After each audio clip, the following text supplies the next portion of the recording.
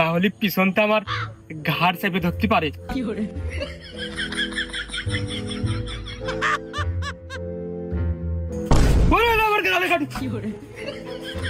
ও তুই মাথায় ঝালের কাঠি ছিল।